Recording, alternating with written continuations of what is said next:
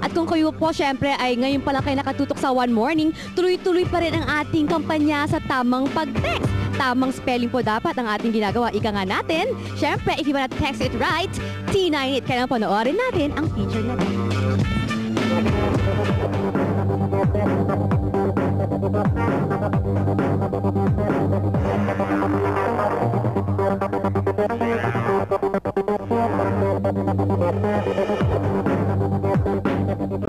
Sobrang nalalapit na ang Christmas, kaya siguro ngayon iniisip nyo na ang pwede ninyong iregalo sa inyong special someone.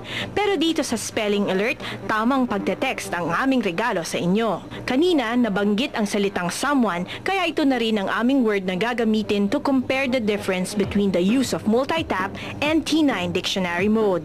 Pag nag-shortcut ka sa pagte-text ng word na someone, you will remove all the vowels and change it with the number 1, tulad ng nakikita nyo sa inyong screen. Kahit 3 characters na lang, 11 presses pa din ang ginawa natin to get the shortcut spelling of someone. Tipid sa characters pero mali naman ang spelling at may numeral pang kasama. Di ba't hindi magandang tignan? Ngayon, ibabalik natin ang mga vowels para complete ang spelling using multi-tap mode. Pero it will take us 17 presses to do it. Mahaba po at maaksaya sa oras. Pag T9 dictionary mode ang ginamit natin, 7 presses lang. Dahil kung ilan ang bilang ng letra sa word, ay ganong karaming pindot din ang ating gagawin.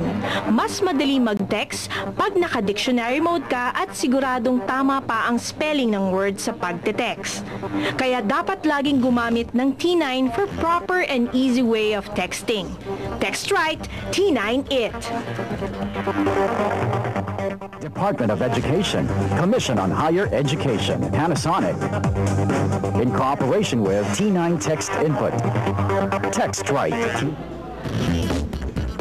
Alright, that was our feature for T9. Kaya nga po, dapat tayo ay tama talagang ating pag-spell para naman to arrest the possible intellect deterioration. Ayan, kaya text it right, T9 it. At ngayon naman po ay dumako tayo sa susunod na ating interview. Siyempre, kasama natin ang ating Philippine Army Combo. Talaga naman puro kantahan tayo ngayong Monday morning. One morning, sir.